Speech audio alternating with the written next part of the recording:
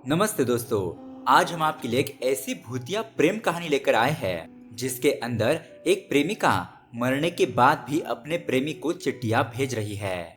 अब क्या ये चिट्ठियां उसके प्रेमी को मिलेगी और क्या उसका प्रेमी वापस लौट कर आएगा, यही देखेंगे हम आज की कहानी में। दोस्तों, प्यार में कुछ लोग जानबूझकर अपने प्रेमी को धोखा नहीं देते और कुछ लोग ऐसे भी होते हैं जो अपने प्रेमी को धोखा भी देते हैं और उन्हें कुछ फर्क भी नहीं पड़ता। अब दोस्तों, प्यार में किस तरह की सिचुएशन आती है और उसमें लोग ऐसी गलतियां कर बैठते हैं जिससे कि उन्हें उनका प्यार नहीं मिल पाता, यही हमें इस हॉरर लव स्टोरी में दिखाया गया है, जो कि बहुत ही ज्यादा इंटरेस्टिंग है और आपको ये कहानी जरूर पसंद आएगी। तो नमस्ते दोस्तों, मेरा नाम है किरण और आप देख रहे हैं हॉरर बॉक्स हिंदी। दोस्तों, अगर आपको भी ऐसे ही हॉरर मूवीज देखना पसंद है तो प्लीज हमारे चैनल को सब्सक्राइब जरूर कीजिए, क्योंकि हम आपके लिए ऐसे वीडियोस लाते रहते हैं। दोस्तों, हम जल्दी ही 10,000 सब्सक्राइबर का माइलस्टोन कंप्लीट करने वाले हैं, तो थोड़ा और प्यार दिखाइए और सब्सक्राइब करके हमें सपोर्ट कीजिए। तो चलिए अब बिना किसी देरी के शुरू करते हैं आज की कहानी। कहानी की शुरुआत होती है 1990 के समय में। यहाँ पर हम जॉन नाम के एक बंदे को देखते हैं जिसकी एक बीवी है और उसके 3 बच्चे हैं। जॉन की बीवी का नाम है डेजी और उसके 3 बच्चों का नाम है मारिया, लेडिया और टीटू, यानी कि 2 लड़कियां और एक लड़का। यहाँ पर लेडिया देख नहीं सकती थी। अब दोस्तों, उसके बाद हमें पता चलता है कि जॉन पेशे से एक वकील है और फिलहाल वो एक किराए के घर को ढूंढ रहा है, क्योंकि उसके ऊपर किसी ने फ्रॉड का केस किया है जिसके कारण उसकी काफी बदनामी हो गई थी और इसी वजह से वो किसी दूसरी जगह पर जाकर अपनी वकालत शुरू करना चाहता था। जॉन के सामने एक बहुत बड़ी समस्या थी, रहने के लिए एक घर ढूंढने की। वो काफी सारे घर देखता है लेकिन उसे कोई भी घर पसंद नहीं आता, क्योंकि जॉन को एक ऐसा घर चाहिए था जिसके आसपास में शांति हो। उसके बाद उसका ब्रोकर उसे कहता है कि साहब, ऐसा एक घर तो है, लेकिन उसके मकान मालिक 6 महीने का रेंट एडवांस में मांग रहे हैं। और दरअसल दोस्तों, ये घर समंदर के पास ही होता है। अब जॉन उस घर को देखने के लिए जाता है और उसे वो घर बहुत ज्यादा पसंद आ जाता है, क्योंकि वो घर बिल्कुल भी वैसा ही था जैसा उसे चाहिए था। अब उसके बाद जॉन 6 महीने का एडवांस पेमेंट करके उस घर में शिफ्ट हो जाता है। अब दोस्तों, यहाँ पर जॉन और उसकी पत्नी डेजी के बारे में बात करें तो ये दोनों ही ज्यादा कुछ बात नहीं करते।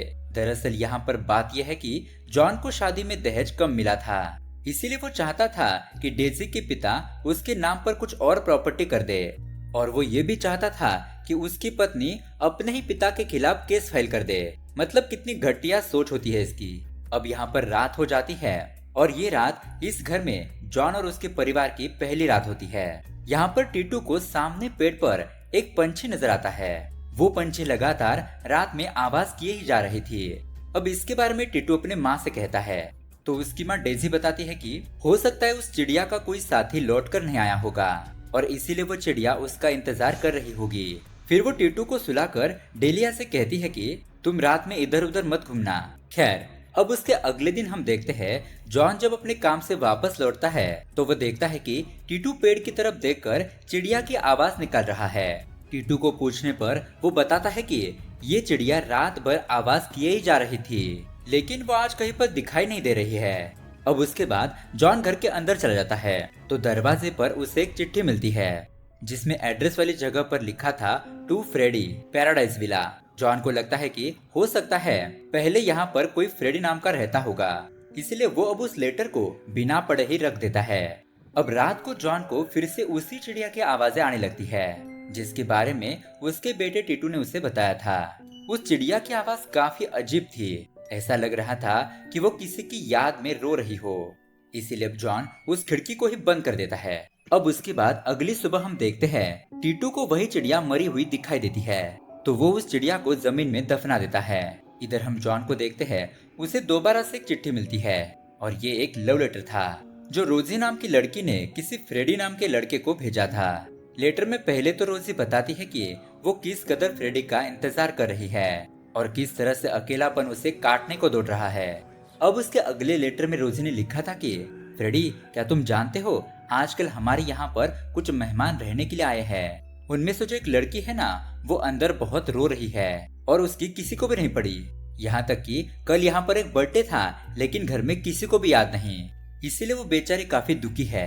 अब दोस्तों, यहाँ पर जॉन ये सब कुछ पढ़ ही रहा होता है तभी उसकी बेटी मारिया पायसन लेकर वहाँ पर आती है। जॉन पूछता है ये किस लिए, तो वो बताती है कि कल मम्मी का बर्थडे था और किसी को भी याद भी नहीं, तो इसलिए आज उन्होंने पायसन बनाया। और ये सुनकर जॉन के तो होश उड़ जाते हैं, क्योंकि चिट्ठी में उसी के परिवार के बारे में लिखा था जो अभी भी जॉन ने पढ़ा था।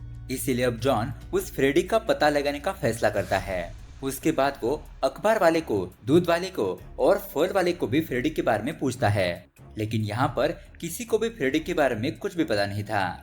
यहाँ तक कि पोस्टमैन भी ऐसी कोई चिट्ठी लेकर नहीं आया था। अब यहाँ पर सवाल ये था कि ये चिट्ठी आखिर भेज कौन रहा है। अब उसके बाद जॉन उस आदमी को पकड़ने की ठान ही लेता है और वो रात में सोता ही नहीं बल्कि इधर उधर घूमकर देखता रहता है। जब सुबह होती है तो वो घर के दरवाजे पर ही बैठा था। तब वहाँ पर टीटू आकर उससे पूछता है कि पापा आप यहाँ पर क्या कर रहे हो। जॉन कहता है कि मैं यहाँ पर किसी को पकड़ने के लिए बैठा हूँ। तभी हम देखते हैं कि वहाँ पर न्यूज़पेपर वाला आता है और पेपर फेंक कर चला जाता है। तब जॉन उस पेपर को उठाने के लिए जाता है और जब पेपर उठाकर पीछे मुड़ता है तो वहाँ पर फिर से एक चिट्ठी मौजूद होती है। यानी कि दोस्तों ना कोई अंदर आया ना कोई बाहर गया, लेकिन ये चिट्ठी यहाँ पर कहाँ से प्रकट हुई, इस राज के बारे में हमें आगे पता चलेगा। अब दोस्तों उसके बाद जॉन उस चिट्ठी को अपने फ्रेंड आमिर को दिखाता है और कहता है कि अरे यार मेरे घर में जो भी घटनाएं होती है वो सब कुछ रोजी नाम की एक लड़की किसी फ्रेडी के लिए चिट्ठी में लिख देती है। उसके बाद आमिर भी उस चिट्ठी को पढ़ने लगता है। उसमें लिखा हुआ था, फ्रेडी ये लोग हमें यहाँ पर घुसपैठिया समझ रहे हैं, लेकिन इन लोगों को क्या पता कि हमने यहाँ पर कितनी रातें और कितने मौसम साथ में बिताए हैं। उसके बाद आगे वहाँ पर एक गाने का जिक्र भी था जो फ्रेडी रोजे के लिए गाया करता था। और दोस्तों उस घर में वही सेम गाना टीटू को उस घर के जमीन के अंदर से सुनाई देता है। अब उसके बाद जब जॉन घर पर आता है तो टीटू यहाँ पर यही गाना गुनगुना रहा था। जॉन इसके बारे में पूछता है तो टीटू बताता है कि ये गाना मुझे जमीन के अंदर से सुनाई दे रहा था। अब ये बात सुनने के बाद जॉन बहुत ज्यादा परेशान हो जाता है और वो फैसला करता है कि इस मकान मालिक से 6 महीने का एडवांस वापस लेकर इस घर को मैं तुरंत ही खाली कर दूंगा। लेकिन जब वो मकान मालिक से पैसे वापस मांगने के लिए जाता है तो वो मकान मालिक उसे मना कर देता है। उसके बाद उस मकान मालिक के घर पर काम करने वाला एक आदमी जॉन से कहता है कि देखो साहब आप पैसों को भूल जाओ और उस मकान को जल्दी से जल्दी छोड़ दो। वहाँ पर पहले एक कब्रिस्तान हुआ करता था। अब दोस्तों उसके अगले दिन हम देखते हैं जॉन उस घर में रहने वाले फ्रेडी और रोजी के बारे में पता करने के लिए निकलता है। आसपास के लोगों को पूछने के बाद उसे पता चलता है कि करीब 80 साल पहले इस जगह पर 4-5 परिवार रहा करते थे, लेकिन जब एक दिन समंदर में तूफान आया तो वो सभी लोग यहाँ से चले गए। लेकिन जब उसके बाद समंदर की उस तरफ एक दीवार बनाई गई और इस जगह को थॉमस नाम के एक आदमी ने खरीद लिया, जो कि फिलहाल इस वक्त जॉन का मकान मालिक है। उसने इस घर को और भी ज्यादा आलीशान बनाया, लेकिन जब वहाँ पर एक प्रिस्ट को शांति करने के लिए बुलाया गया तो उस प्रिस्ट ने उस घर में कुछ भयानक सा देखा और वो वहाँ से चला गया। उसके बाद फादर ने ये बात सभी जगह पर फैला दी कि उस घर में कुछ न कुछ गड़बड़ जरूर है। इसीलिए थॉमस ने अपनी पावर का इस्तेमाल करके उस फादर का ट्रांसफर कर दिया, क्योंकि अगर वो घर एक हॉन्टेड है, अगर ये बात सभी जगह पर फैल गई तो इस घर में कोई भी किराएदार नहीं आएगा। वो आदमी आगे कहने लगता है कि साहब आप पहले किराएदार हो जो वहाँ पर रहने के लिए आए हो। अब उसके बाद जब ये सारी बातें जॉन के दोस्त आमिर को पता चलती है तो वो जॉन के सारे परिवार को अपने घर पर रहने के लिए बुला लेता है। लेकिन तभी यहाँ पर हम देखते हैं खाना पकाते वक्त आमिर की पत्नी शानू का हाथ जल जाता है। उसके बाद आमिर उसे तुरंत ही हॉस्पिटल लेकर जाता है। लेकिन यहाँ पर आमिर के घर पर जॉन को एक चिट्ठी मिलती है।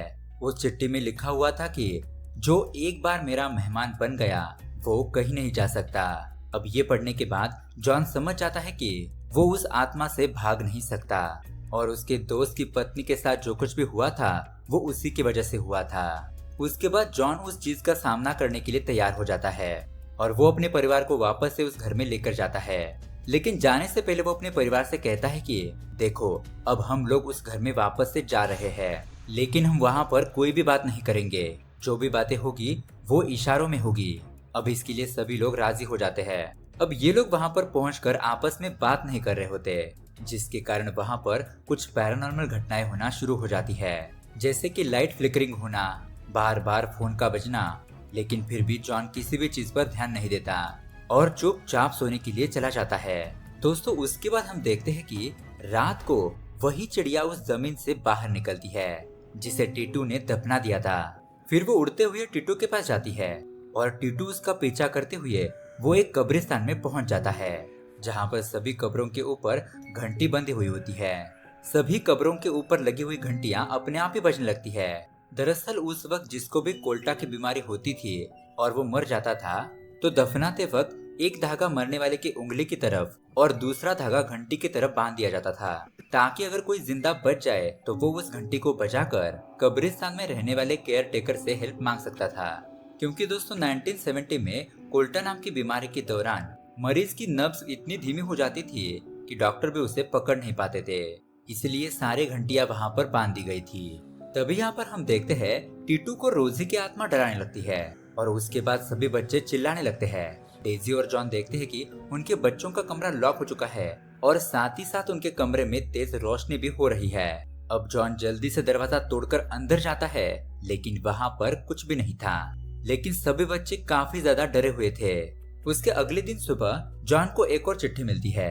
इस बार चिट्ठी में रोजी ने लिखा था कि ये लोग ना खुद को बहुत ही ज्यादा चालाक समझ रहे हैं लेकिन इनके पास ज्यादा वक्त नहीं है। फ्रेडी तुम कब तक आओगे यहाँ पर? यहाँ पर किसी तरह की बीमारी फैल चुकी है जिसके कारण लोग यहाँ पर मारे जा रहे हैं। हमारे घर में जो ये नए मेहमान आए हैं ना उनका भी एक बेटा बहुत ज्यादा बीमार हो गया है। अब यहाँ पर इस चिट्ठी को पढ़कर जॉन अंदर जाकर देखता है तो सच में डेजी टीटू की पट्टी कर रही होती है, यानी कि टीटू को बहुत ज्यादा बुखार आ चुका था। इसलिए जॉन उसे तुरंत ही डॉक्टर के पास लेकर जाता है। अब टीटू को चेकअप करने के बाद भेज दिया जाता है। रास्ते में डेजी जॉन से कहती है कि आप जाकर फादर से बात करो ताकि वो आकर हमारे घर को ब्लेस कर सके। अब अपने पत्नी के कहने पर जॉन उस चर्च में रहने वाले प्रिस्ट जियो से मिलने के लिए जाता है। वो उसे अपने घर में हुई सारी घटनाओं के बारे में बताता है और साथ में फ्रेडी और रोजी के बारे में भी बताता है। इस पर जियो कहता है कि रोजी ना मुझे कुछ अधूरा सा लग रहा है और फ्रेडी के बारे में मुझे कुछ पता नहीं, मैं दूसरे कम्युनिटी के लोगों को पूछकर तुम्हें बताता हूँ। अब जियो यहाँ पर जॉन के घर पर जाने ही वाला होता है लेकिन तभी उसी वक्त वही डॉक्टर उसे फोन करता है जिसके पास जॉन अपने बेटे टीटू का इलाज करवाने के लिए गया था। वो डॉक्टर फादर से कहता है कि जो बीच के पास वाला घर है ये उसी घर में रहने वाले किराएदार है, उस घर से आप थोड़ा दूर ही रहिए और ये खबर सभी लोगों को बता दीजिएगा, ऐसा भी कहता है। दरअसल यहाँ पर टीटू के ब्लड में एक अनजान वायरस पाया गया है जो कि कोल्टा बीमारी की तरह ही है जो हवा के जरिए फैल सकता है।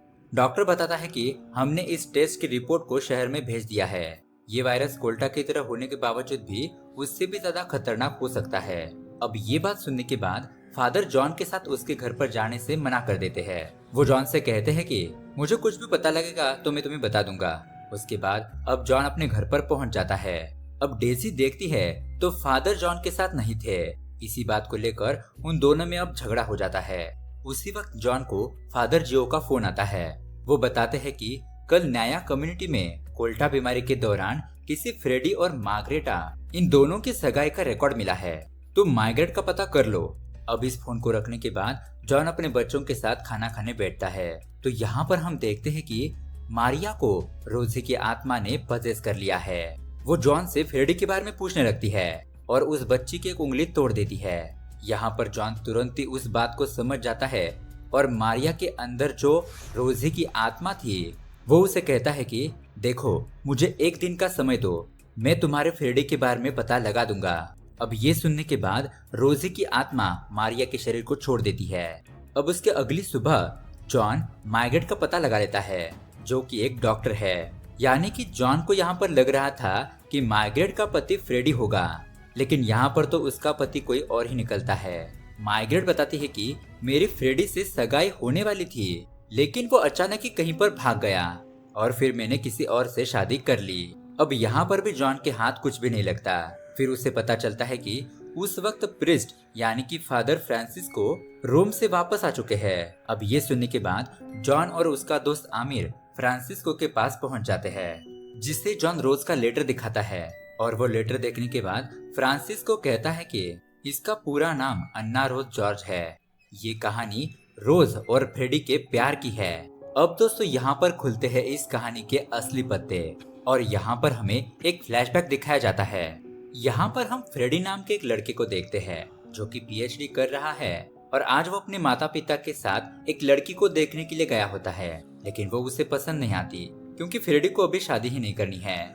यहाँ पर हमें पता चलता है कि फ्रेडी के माता पिता ने उसे कभी भी कोई तकलीफ होने नहीं दी। फ्रेडी अपने हैप्पीनेस के लिए बोटिंग भी करता था और यहीं पर उसकी मुलाकात होती है रोज से। रोज एक अनाथ होती है और वो सिस्टर के साथ रहती है क्योंकि उसको यहाँ पर एक होम स्टे शुरू करना था जिससे कि बाहर से आए लोग यहाँ पर रह सकते हैं। अब फ्रेडी जब उसे पहली बार देखता है तो उसे पहले ही नजर में रोज से प्यार हो जाता है। इधर रोज समुद्र किनारे उसी घर को खरीदती है जहाँ इस वक्त जॉन रह रहा है और इसी घर को वो होम स्टे बनाना चाहती थी। वो इसे पैराडाइज विला नाम देती है। इसी बीच हम देखते हैं फ्रेडी हर जगह पर रोज का पीछा करता और एक दिन कुछ लोकल गुंडे रोज को ये होम स्टे शुरू करने से मना कर देते हैं क्योंकि इस जगह पर वो खुद कब्जा करना चाहते थे। अब ये देखकर फ्रेडी उसकी मदद करने के लिए आता है, लेकिन वो गुंडे फ्रेडी को बेहोश कर देते हैं। हम देखते हैं कुछ देर बाद जब फ्रेडी को होश आता है तो वो रोज से गुंडों के बारे में पूछता है। रोज कहती है कि तुम्हारे बेहोश हो जाने के बाद वो मुझे धमकी देकर चले गए। अब उसके बाद कुछ दिन बीत जाते हैं और एक दिन फ्रेडी आखिरकार अपनी दिल की बात रोज को बता ही देता है, लेकिन रोज यहाँ पर इनकार कर देती है क्योंकि उसे डर लग रहा था कि फ्रेडी उसको अकेला छोड़कर चला जाएगा। लेकिन यहाँ पर फ्रेडी उसे विश्वास दिलाता है कि मैं तुम्हें धोखा नहीं दूंगा, लेकिन फिर भी वो कोई भी जवाब नहीं देती। अब इसी बीच फ्रेडी के लिए मार्गरेट का रिश्ता आ जाता है। अब फैमिली प्रेशर की वजह से वो उसे इनकार नहीं कर पाता, लेकिन उसके मन में तो रोज ही होती है। एक दिन वो रोज से मिलने के लिए चुपके से चर्च के अंदर चला जाता है, लेकिन यहाँ पर इसी दौरान सिस्टर उसे देख लेती है। लेकिन तभी वहाँ पर रोज आती है और कहती है कि हम दोनों एक दूसरे से प्यार करते हैं और मैंने ही फ्रेडी को यहाँ पर बुलाया था, इसलिए अब सिस्टर रोज को चर्च से बाहर निकाल देती है। और यहाँ पर फ्रेडी के पिता भी रोज को एक्सेप्ट नहीं करते क्योंकि वो उनकी जाति से नहीं थी। इसलिए अब फ्रेडी और रोज उसी होम स्टे में रहने लगते हैं। उनका होम स्टे भी काफी अच्छे से चलने लगता है, लेकिन वो गुंडे उसे बंद करवाना चाहते थे। वो गुंडे किसी को पैसे देते हैं और एक ऐसा नोटिस निकालते हैं जिससे कि उन्हें उनका होम स्टे बंद करवाना पड़ता है। अब यहाँ पर फ्रेडी ने कभी भी गरीबी नहीं देखी थी, इसीलिए वो इन हालातों से लड़ नहीं पाता। अब इसी चीज का फायदा उठाकर फ्रेडी के पिताजी उसको भड़काने लगते हैं और उसे अपना सपना पूरा करने के लिए कहते हैं, यानी कि वो उसे उसकी पीएचडी कंप्लीट करने के लिए कह रहे थे। अब फ्रेडी को अपनी पीएचडी पूरी करने के लिए मद्रास जाना होता है। अब यहाँ पर बेचारी रोज अपने सारे सेविंग के पैसे जाते वक्त उसे दे देती है। अब उसके माता पिता उस जगह पर मार्गरेट को भी साथ लेकर जाते हैं क्योंकि उसे भी अपनी इंटर्नशिप कंप्लीट करनी थी। अब यहाँ पर फ्रेडी रोज को भुलाकर मार्गरेट के साथ घूमने फिरने लगता है और यहाँ पर बेचारी रोज उसे हमेशा खत लिखती रहती है, लेकिन फ्रेडी उसका कोई भी जवाब नहीं देता। यहाँ इस तरफ सिस्टर को रोज की हालत पर बहुत तरस आता है, इसीलिए वो फादर फ्रांसिस को कहकर उसके होम स्टे को दोबारा से शुरू करवा देते हैं। अब यहाँ पर सब कुछ बढ़िया तरह से चल रहा था, लेकिन यहाँ पर फ्रेडी ना तो उसे खुद मिलने के लिए आया, ना ही उसने किसी चिट्ठी का रिप्लाई दिया। उसके बाद जब यहाँ पर कोल्टा बीमारी आई तो जो लोग मारे गए उनको चर्च के सामने और फिर समंदर के पास दफना दिया गया। अब ये बीमारी रोज को भी हो गई और जब ये खबर फ्रेडी को पता चली तो आखिरकार फ्रेडी यहाँ पर आ गया, लेकिन यहाँ पर डॉक्टर उसे कहते हैं कि वो अगले 1 घंटे के बाद मर जाएगी। इसीलिए फ्रेडी उसे बड़े अस्पताल में लेकर जाना चाहता था, लेकिन यहाँ पर हम देखते हैं कि फ्रेडी के पिताजी ने उस डॉक्टर को पैसे देकर अपनी तरफ कर लिया था। वो डॉक्टर फ्रेडी से झूठ कहते हैं कि अब उसका इलाज करने का कोई भी फायदा नहीं होगा। अब रोज के मरने के बाद फ्रांसिस उसे उसके घर के पास ही दफना देते हैं, लेकिन वो जिंदा थी। तब वहाँ पर जोर की बारिश होने लगती है और यहाँ पर रोज को होश आता है और वो घंटी बजाने लगती है, लेकिन मौसम बहुत ही ज्यादा खराब हो चुका था।